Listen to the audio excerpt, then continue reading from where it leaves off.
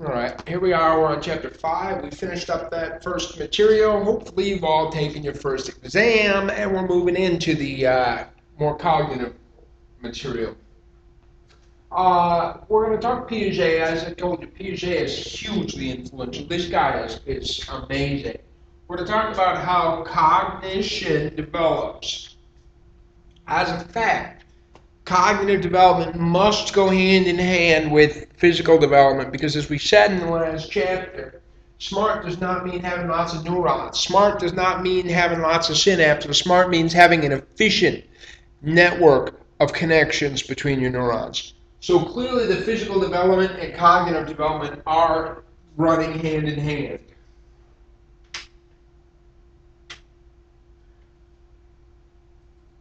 Okay. Maybe I can't really do this, huh?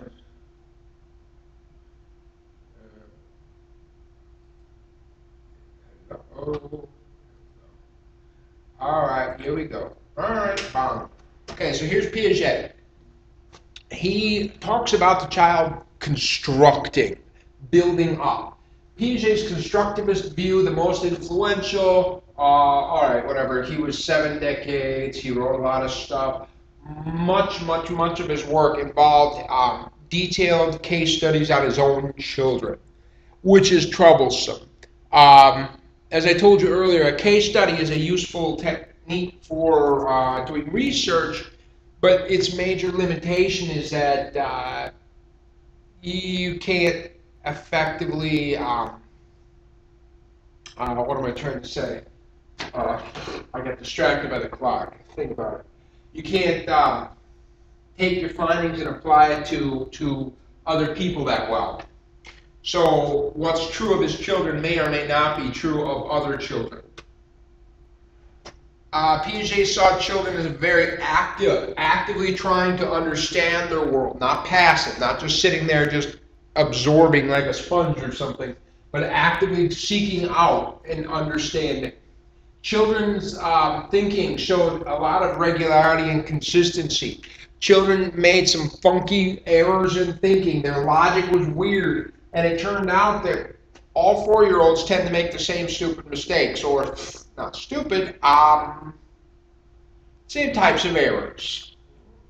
They are what they are. Okay. Blah, blah, blah. Okay. He was a biologist by training, and he proposed a constructivist view that we build our own understanding of the world by using what we already know to understand new experiences. Okay? Very cool idea. Children interpret their environments and experiences in light of the past experiences. They develop these things called schemes. I'm going to kind of give you an idea of a scheme before we move into them a little bit. But a scheme is an organized pattern of thought. Here in cognitive psychology, for example, we use words like concepts or categories. And I'll kind of keep it simple, but let's say, for example, I have a concept of a table. Here's a table. You can't see my table. Here's a table. Trust me, table, meet class, class, meet table. Now, here's the deal. Let's say I have this concept in my brain of a table. And I have never in my life seen this particular object. I walk in this room blind, and I'm like, hey, there's this thing here. And I look at it, and I mean, I'll save it for your cognitive class, but you know, I'm looking at it and go, it's got enough features that I believe that this new object also belongs to this concept of table. And the beauty is, now that I know that this object belongs to that concept of table, I know certain things to be true about it. In the past, other objects that fell into this category called table had certain characteristics, such as you can sit on them. You're going to have to trust me, I'm sitting. You can't see, right? Maybe put a foot up. Now you can tell I'm sitting. Okay. So certain things that were true about tables in the past will be true of this object as well. Okay. Now Piaget is going to use the word scheme. But when he uses scheme, it's kind of like this idea of concept. Okay. An understanding of how the world works. The ability to take past knowledge and use it to help us understand future situations. Like I said, brand new object, never saw it before, it fits my concept table, therefore I know some truths about that object even though I've never seen it before in my life. Okay?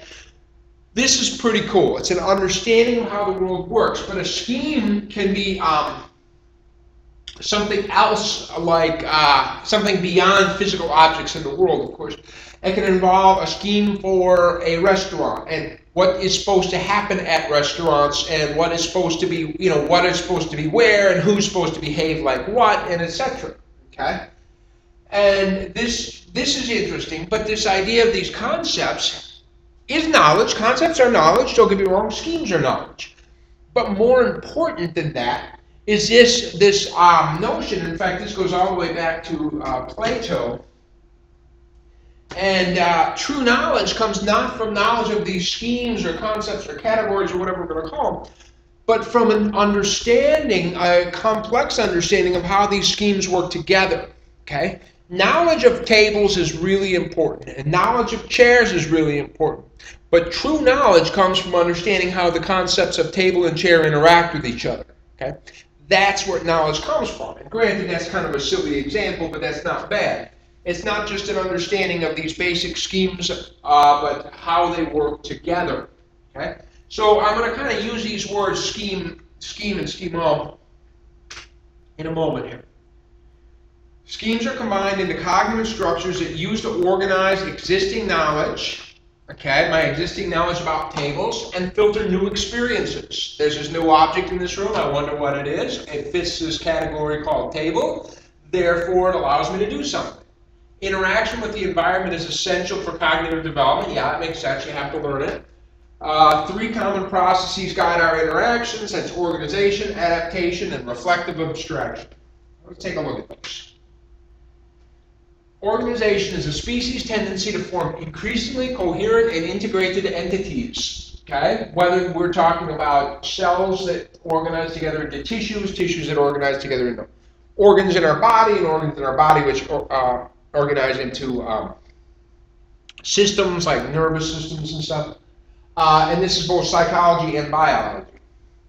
Adaptation, the process of changing a cognitive structure or the environment in order to understand the environment. We're going to talk about this one in the most detail. This is in many ways the most interesting because Piaget argues that cognitive development, or the development of a complex cognitive structure, uses these tools to allow us to adapt our cognitive structure to reality. Our cognitive understanding of the world must match reality. And this is how we make our cognitive structure match reality. So I'll talk about these in some detail. You can read these words here, but I'm going to talk about an example. Assimilation is to take some new knowledge and bring it into our scheme that already exists. Accommodation is to modify the scheme or to get a new schema or something to fit the new information. And equilibration is the process of moving between equilibrium and disequilibrium. And finally, the third, after organization and adaptation, comes reflective abstraction, the process of noticing and thinking about the implications of information and experiences. We notice something in the environment, then reflect. We try to relate it to our current cognitive structures. Then we modify our current cognitive structures. Reflective abstraction is in many ways a kind of related to, say, critical thinking or something like that. But it's scientific thinking, logic, things like that. All right. And then the three play an important role. Okay, children are naturally curious. Yes, they are. And it is this curiosity that is a precursor to learning. Yeah, that's some truth to that. I'm going to tell you that, here's another side note for you. I'm on a committee where our job is to increase the critical thinking of students at Texas Wesleyan University. Now, I'm not going to get into the whole, because we have to do, what is critical thinking? How do you implement it? How do you, oh God, it's a lot of work. But what I'm finding, and this is sad, is that this whole argument about critical thinking, or in Piaget's case, becomes moot if you don't have curiosity. Because curiosity must form the basis of learning. If there's no curiosity, and I was thinking about a few of my students, and I don't know why the hell they're at this school, and I hope I'm not talking about you, but a few of those students that just don't have the curiosity required, they just don't seem to give a shit, okay? They just don't seem to care. And if you don't have that curiosity, forget it. What's the point? Nothing's going to happen. It needs to be there in order for learning to occur, as per Piaget, and it needs to be there in order for me to be able to work on anything involved with establishing critical thinking. But anyway, constructive. Yeah. So here's an example. It's not bad. Lily, let's say, for example, now Lily has seen a dog at home, right? So you know dogs, woof, woof, woof, tail, okay, fuzzy, all that crap dogs have. And so what happened? Lily has this idea. She has a cognitive structure. And now she goes to the zoo. No, she goes out to a farm somewhere. And she sees this object, just like me walking in the room, right? She doesn't know what it is, and tries to take her previous knowledge and say, "Oh, Mommy, it's a cow, or a doggy. Look, Mom, it's a dog." And what happens, though, is Mom goes, "Oh, man, it has udders and it gives milk, and dogs aren't that big." Now, Lily's like, "Oh, man, WTF, Mom, what am I going to do with this? Give me, what am I?" And so now she's in a state of cognitive disequilibrium. This concept of disequilibrium, whether it be in biology or in psychology, is never a good thing. We are motivated. Boy, that's another class too. We're motivated to remove disequilibrium. We want to be in balance. I mean, that's in biology and chemistry and every other science, right? We want to be in balance. So what happens is Lily must use the process of accommodation. Okay? Accommodation. What happens is she must modify her scheme for dog. And so all of a sudden, dog is not just furry and four legs, because, okay, now, dog's furry and four legs, and they don't give milk. Oh, okay, got it. I accommodated it, and I created a new schema for cows. Big, furry, four legs, and gives milk. Gotcha. Okay, cool. And by doing this, by accommodating this taking this new information, modifying her schema through the process of accommodation, she's now able to bring herself back into a state of cognitive equilibrium, which is where we all desire to be, right? We want to be in this equilibrium state, this state of balance. And everything is cool, but then, of course, what's going to happen is Lily is going to see a new object, right? New experience, and she's going to go, "Oh, look, Mom, it's a cow." And Mom's like, "No, Lily, that's an elephant." And now she's got to go through the same thing, right? And so, according to Piaget, it is this process of switching between equilibrium and disequilibrium, okay? In other words, children will never learn if you don't challenge them, okay? If you don't try new things, you're stuck where you are. That's my wife's phrase when the kids don't want to do something. If you don't try new things and you don't put yourself into a state of cognitive disequilibrium, you will never, ever increase the complexity of your cognitive structure. Right? Yes. All right. As children are developing, first off, we could talk about cognitive development as an ongoing process, right? You know, it's a continuity, falls along the continuum.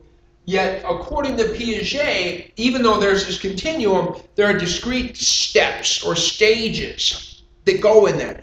There's this kind of, but then what happens is literally children change the way they think, okay? Even though there's this slow, gradual buildup in complexity of a cognitive structure, there are these steps, boom. At the first step, the first stage is called the sensorimotor stage. And children demonstrate what's called sensorimotor thought. Thought that is based only on sensory and physical actions. At this point, the idea of abstraction or hypotheticals, I mean, these are just not there's no thought in anything like that, okay? At this point, children know the world based on sensory input, what they see, what they feel, what they smell, okay? There's no internal mental representations. Literally, when something, whoa, there's tape. Oh, magic, it's gone. Yeah, that's it. I mean, if it's not present, it doesn't exist, okay? It's pretty crude stuff, but there's no internal mental representations. They can't think about the past. They can't think about the future. They just exist. They just are. Wouldn't that be simple? That'd be awesome. For a while. Symbolic or representational thought is the ability to form symbols that stand for objects or events in the world. It is this ability that seems to be a signal or a trigger, which is the step between sensorimotor thought and the next one we're going to get to. Okay? Well, here, toys for children at this age are great for chewing and sucking and stuff, but there's no representational thought required. Okay? I mean, look, you got your little plastic keys, and the only reason that they shape them like keys is to make them attractive to the adults to buy them. Okay? Any kind of a representation at this age is to sell it to the folks. The kids at this point just don't care. They could be chewing on a rock. They don't care. I've always felt that the best toys for this age are just crap out of your cupboard. You just grab the old Tupperware buckets and a wooden spoon and a couple of plastic dishes, and your kid is going to be happy as heck, right? Just beating and banging and pushing and sucking and chewing. But instead, we buy these things because we're selfish as parents. Well, towards the end of the stage here, you start to see some evidence of representational thought, right? Object permanence is perhaps the most obvious representational thought evidence, okay? So here you've got a little lamb. This baby is like, okay, that's awesome. And then some mean old person throws a towel on top of it. And the kid whips up the thing and goes, look at me! Yay! And she knows that it's still there. She has the ability to have a mental representation. Clearly, even though she can't see it, she is demonstrating that she understands that it's still there. There is a representation in her mind. It carries an existence that goes beyond the visual itself. Younger infants would fail miserably. However, this is pretty crude, and children need to have more representation than this. Language, as we're going to move into, language is the ultimate form of mental representation. I say ball, and you're like, got it, okay. I don't know what image came to your mind, whether it be a bowling ball or a tennis ball or a basketball, but some kind of a mental representation was there, and you can picture it even though it's not physically in the room. All right? There are different types of object permanence that could be displayed. There's two different problems here. Here we're going to call a visible displacement problem. An infant watches an object move from one place to another. Okay? So you put down the lamb here, and then the kid's watching you, and oh, you can't see me. I'm off camera. Ha! All right. You put down your lamb over here, and then you physically move it under a towel over here. Younger kids will go right to where you first put the lamb and fail. Children that are around 18 months got it. They're like, okay, I see that it's not there anymore, and I watched you move it over there, so I'm going to go check it. And an invisible displacement problem, however, the kid does not actually watch you move it. Okay, so it's kind of a sneaky trick. You distract the kid. Well, the kid's not looking. You move it. At 18 months old, the kid goes to where the last place they saw it, but would never ever consider any other place. Okay, they have a representation of that object that is linked only to that location. It cannot be in another location. Eventually, though, they will start to see it in other places. Ways we interact with the world. It's interesting. That's not interesting. The second stage is called preoperational thought. We'll talk about operations when we get to the next stage. Suffice it to say, we're at the stage here where they have no ability to show operations or the reversibility of them. Thought characterized by the use of mental representations and intuitive thought. In particular through language, we find flourishing use of mental representations. Yeah, language. Logic begins to emerge, but only logic based on personal experiences. They don't understand that logic works in two directions. That's going to be the most interesting. Not just language, but symbolism in artwork. We start to see representations in artwork. In particular, we start to see the ability to draw a person, draw people, and things like that.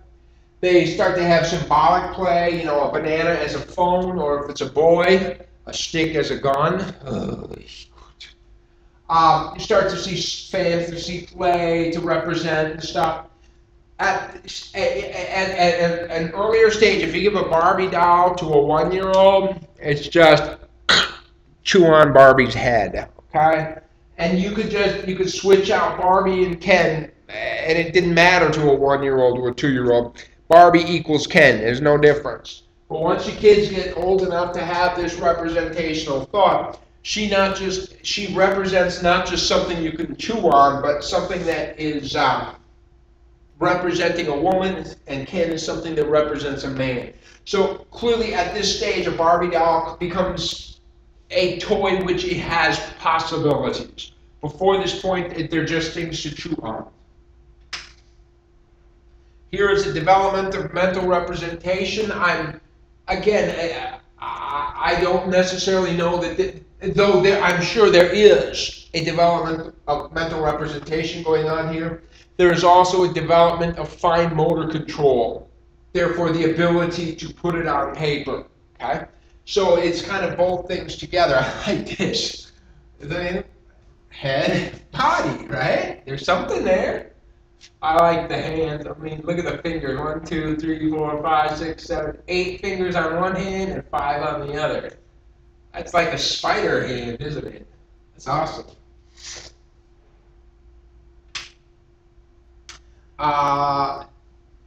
The emergence of intuitive thought.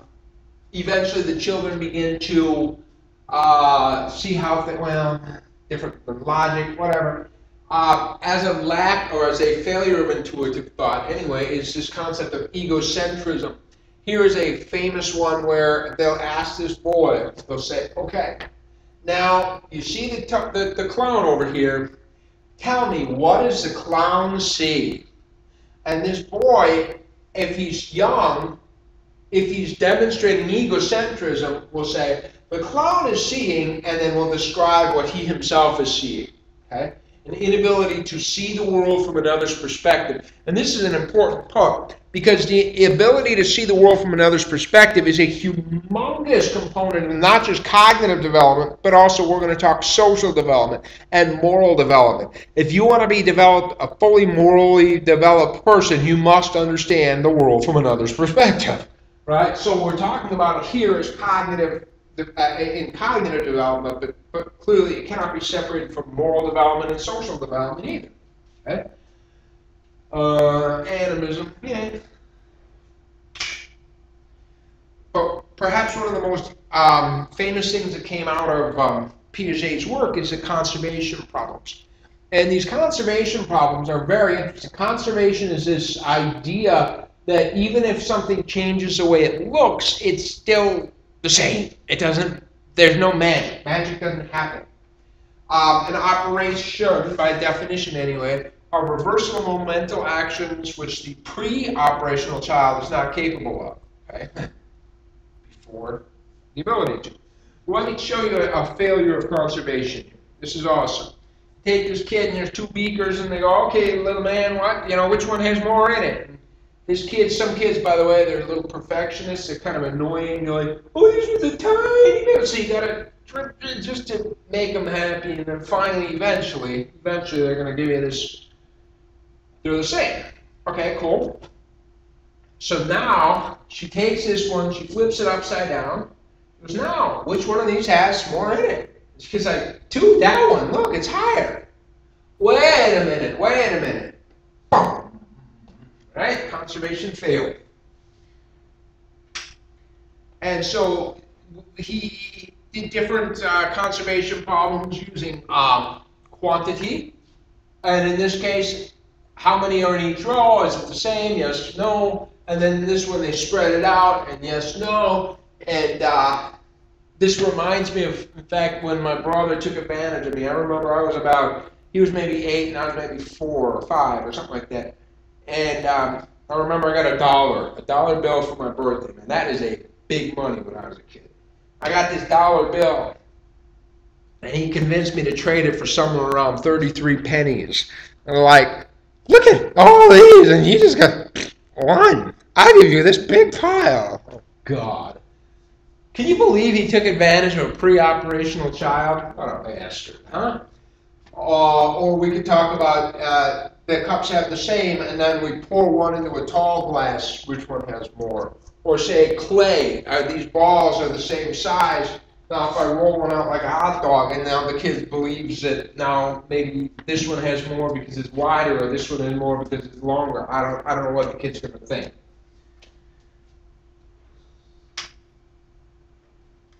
In the third stage, a concrete operational stage, children are able to think about different dimensions of a problem. They can take it backwards. They can, successfully complete the conservation problem. They decenter. They show reversibility. Logical abilities class transitive inference. Transitive inference is like, if A is bigger than B and B is bigger than C, what can I say about A and C? A is bigger than C. Gotcha. However, if the child has not had direct experience of the context or situation, or if the material is not tangible, they are not successful in using their mental operations. And this is very interesting. I'm having some problems. Whatever. My kid is, my 13-year-old is now doing his pre-algebra. He's moving into the algebra.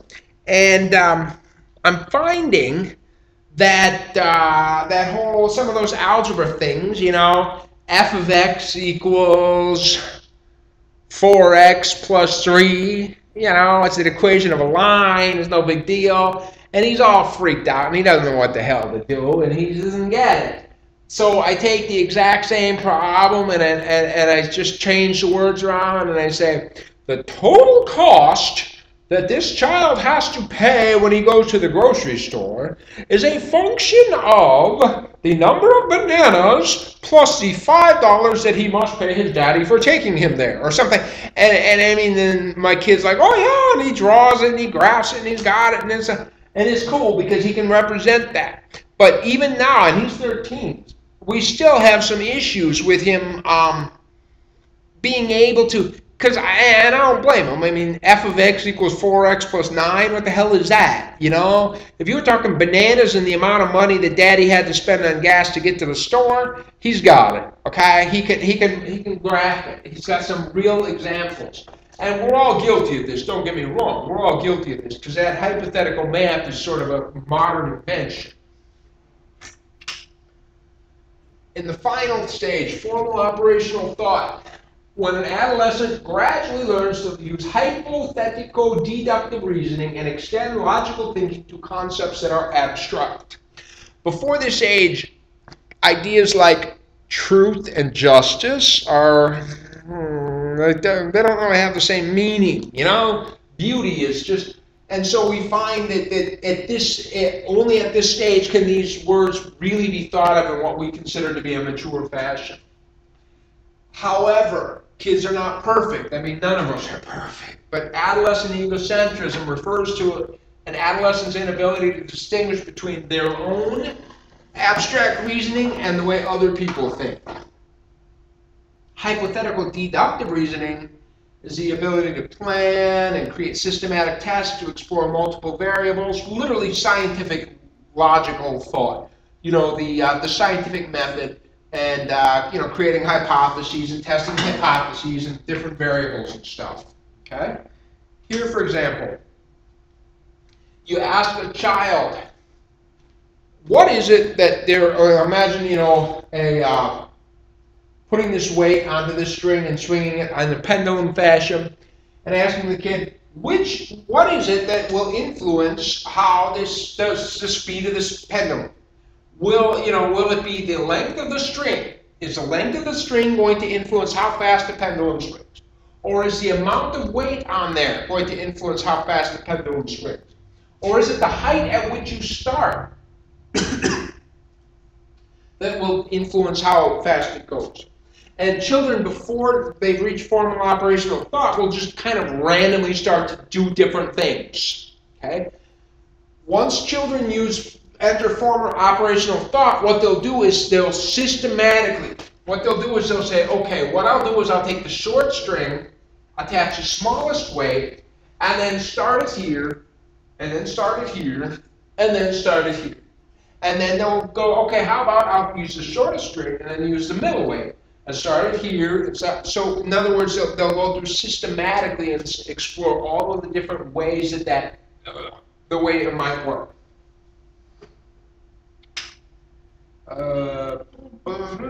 Abstract thought, as we said, talking about truth or justice or something like that.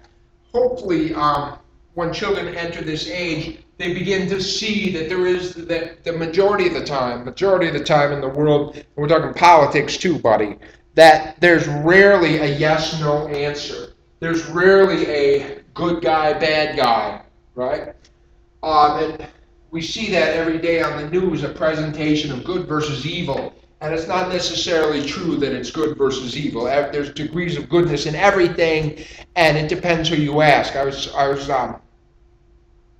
very interesting. I was seeing it was a commentary about the stormtroopers in Star Wars, and they present them as the bad guys. But in truth, these are guys that are they're displaying their patriotism. Because remember, the Empire was just like where they lived, and they became a soldier for their country. They were patriots, and yet they're being displayed as enemies and as evil and stuff. So we understand that the world is not black or white. That when other people see the world, they start to see reality versus possibilities. Really, the idea of hypotheticals. What would happen if? What could happen if? One of the most popular series of books for my kid, again, he's 13. One of the most popular book series, I don't remember the name of it, but it involves the moon is coming closer to the Earth, and what would happen to the Earth as the moon got closer, and that would affect the oceans, and blah, blah, blah, blah. And it's really popular among his age because they're just at this stage where this concept of reality versus possibilities, and they want to, what would happen if? What would be the result if this happened? And so they really enjoy these hypotheticals. Combinational logic was what we already described in the pendulum problem. So children, they seem to move from egocentric to less egocentric. Though, I mean, we're all egocentric, don't get me wrong. We all have egocentrism fail problems. If we didn't have egocentrism fail problems, all of our relationships would be perfect, okay? But we don't. They also move from being less systematic to being more systematic, some more so than others, and on and on. Piaget did underestimate the abilities of children. It turns out that object permanence, for example, can be demonstrated much, much earlier if you just test children. See, the problem is children have limitations in physical development. They have the inability. Remember, we talked about the habituation problem earlier in the last chapter. And we had said, hey, you can't ask a kid, can you tell the difference between 4 and 6, right? They don't have language, so you had to come up with a clever way to find out whether they could tell between 4 and 6. See, Piaget failed to realize how smart kids are because not enough researchers had come up with clever ways to figure out whether a kid could tell the difference between 4 and 6. And so we're finding when these researchers are coming up with some clever techniques, and I've seen some videos that are so cool. They show, I don't know how to describe it, but a car, and it goes down a racetrack and goes behind a hidden screen, and boom, and it's just amazing. You set it up where the car shouldn't go through, and then the car does, and the kids are like, holy shit, that worked. And so they have these really clever, now they're coming up with really clever ways to test what infants do and do not know.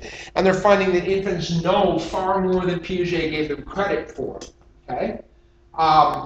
Piaget may have overestimated the abilities of most adolescents, and that again is because he did so much of his work on his own children, and I'm sure that his children were fairly bright, and he used that as his estimation for what kids are supposed to be like. Okay? There's also criticisms of the stage approach because it implies that there are these, but we already said underlying it all is this gradual rise in cognitive development or in complexity of a cognitive structure. And so there's a lot of criticism that are there really these, or is it sort of like, in fact, like we talked about a growth spurt or something in physical development. You know, it was like, you know, just times when there's a little bit more when there's a little speed up or something. Is it really a stage, or is it just a time when there's a little bit more action going on? Piaget was huge, though. He changed the way psychology viewed children. I mean, before Piaget, people felt children were just little adults. And I was like, no, they don't think like adults. They think different. They make mistakes. They're not because they're stupid. It's because of the way they are. It's just what kids are. Kids are kids, you know? They're not little adults. Yeah, picture, or whatever. Okay. And there's a nice little summarization of the 4 stages. Feel free to read that in your time off. Vygotsky, however, he recognized, and I mean, I keep on saying it, keep on talking about how these things interact with each other, and physical development interacts with cognitive development, interacts with social development.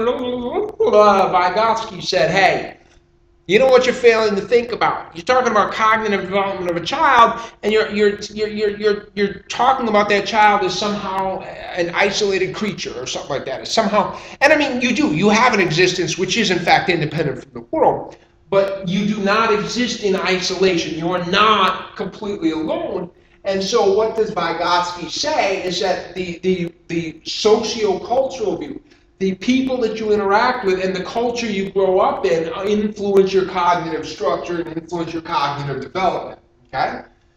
And so, well, what does it say? Cognitive does not adequately consider the child's social environment. Vygotsky emphasized the role of social interaction and cultural development, and culture on development.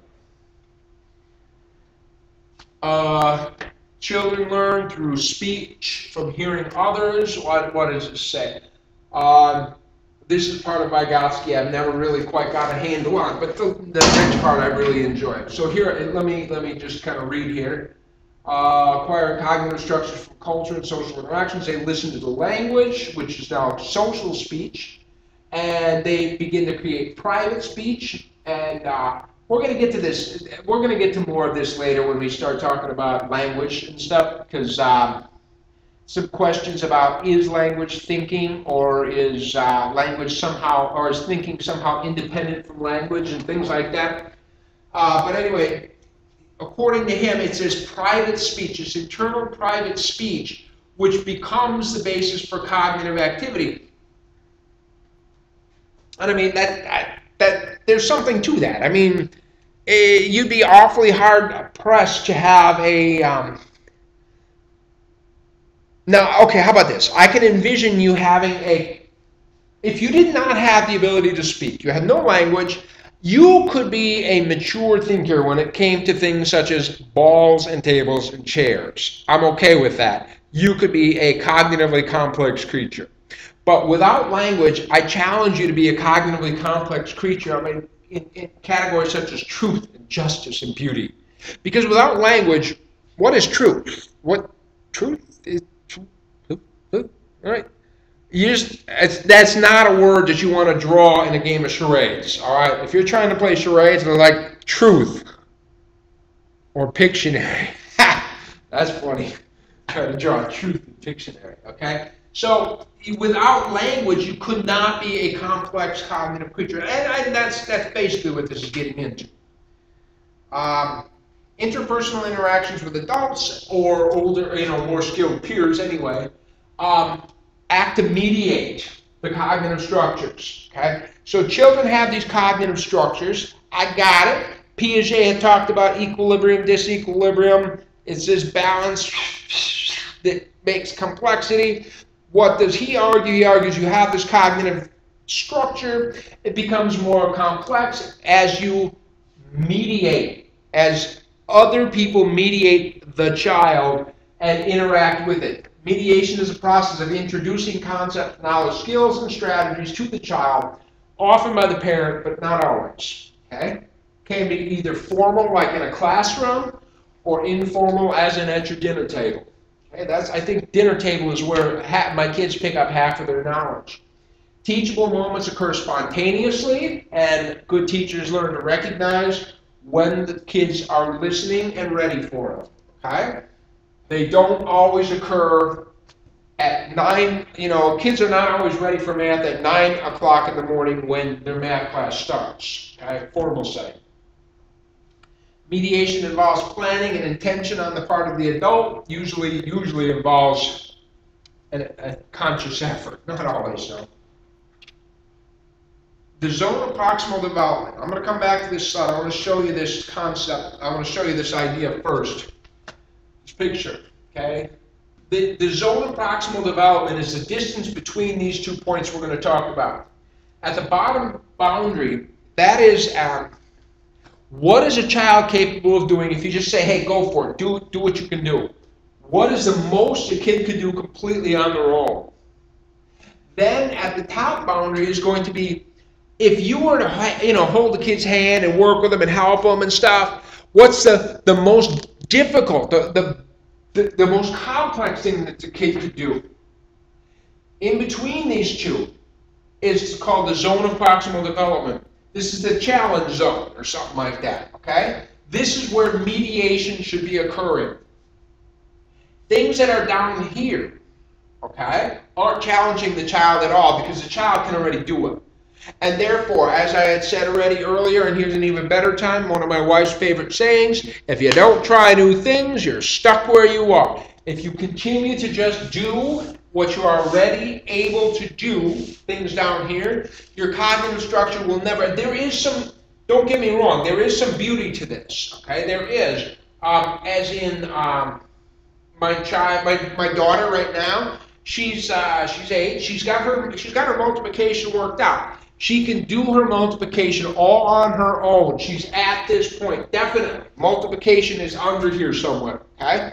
I asked her 7 times 8 the other day, and she went 56, and she got it. Okay, she's good. However, I'm going to have her doing flashcards all summer long because I want her to master that. Not just know that, not just be able to produce that, but be able to produce it in an instant.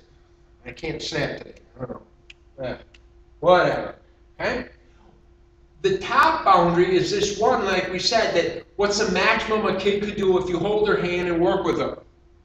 If you present a kid, let's say, for example, you take my daughter and you start trying to teach her calculus. I'm sorry. You're teaching out here somewhere. Doesn't matter how much you try to help or hold hands or something. It's gone. Not just is it not only is it useless, it actually frustrates the kid and gives them bad associations for learning.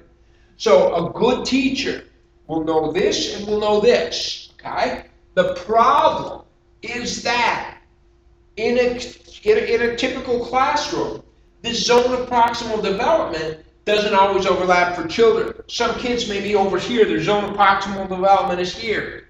And so what happens is the teacher says, okay, I'm going to present this material here. And it challenges this kid a little bit, but this kid is out of his zone of proximal development, he's screwed. Okay? If the teacher puts it down here to make this kid, what's going to happen? That's what No Child Left Behind is really all about. If we present it down here, it might raise this kid up, but this kid's like, okay, I'm bored. This is something I've done already. And so a good teacher knows the zone of proximal development and attempts to get material which is in every kid's zone of proximal development. It's just tough to do so. Okay? And so I've explained it. What does this one actually say? The most effective instruction involves giving children challenging material along with help in mastering it. Mediation must occur in the zone of proximal development or it's ineffective.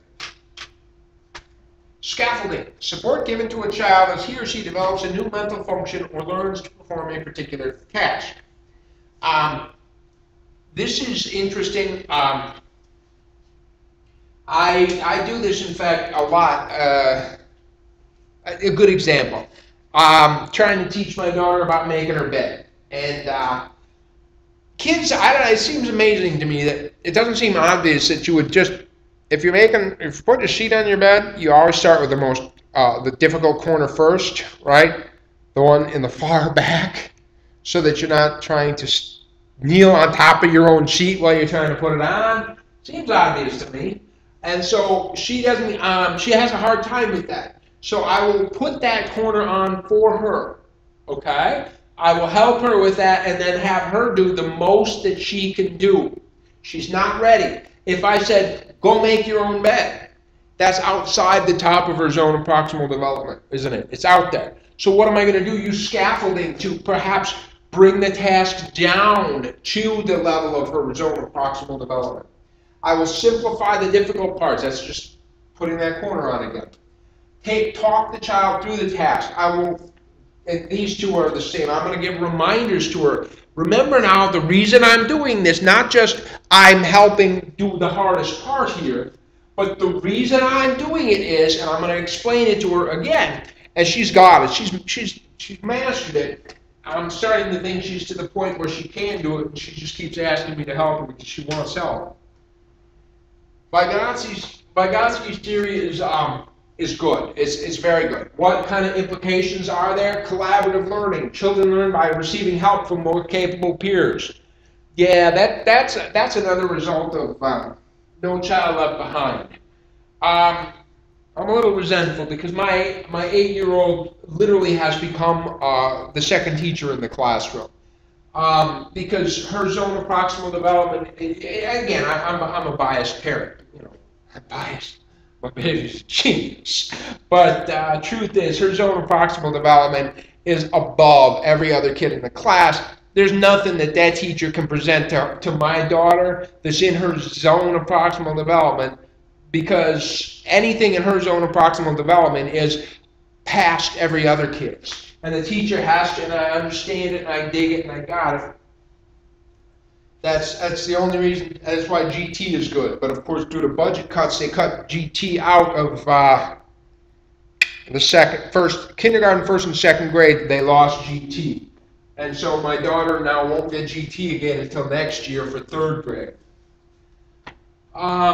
So, is it fair to make a capable student into a teacher? I don't know. I mean, that's how you really master material. Like I said, even if it's something that's below a kid's zone of proximal development, doesn't mean it's useless, right? It's like them flashcards. There is a beauty to mastering, to ultimate mastering a subject, not just muddling through it. Okay? A stimulating environment is not enough. You must know where the kids are at. Situation cognition, the idea that we cannot fully understand children's thinking without considering the context in which it occurs. Okay, that's interesting. There was a movement in psychology many years ago, 100 years ago, called functionalism. And functionalism, it was a complex movement, but as a premise, it said, if you just try to understand cognition, or if you just try to understand behavior, you're going to kind of be idiotic, because you have to look at the environment that it's being performed in and understand its purpose, its function. What is the function of that cognitive thing? What is the function? What is the purpose of that behavior? Because merely describing behavior is not understanding behavior. Describing cognition is not understanding cognition. And that's what this is all about, situated cognition. We cannot understand it unless we understand the places that the kid is using it. Children are involved in socio-cultural activities to the degree that their cognitive development allows. Whatever. It's really kind of silly. Socially shared cognition, the thought that thought is a social phenomenon. Its roots are in social interactions, people from different cultures, yeah, whatever. It's interesting. All right, but anyway, here was the first chapter and the material for the second exam. And Piaget is cool. I like this idea. Let's keep this idea in there. I give my wife third time. If you don't try new things, you're stuck where you are. And that's a good summarization of both Piaget and Vygotsky. I will see you next time.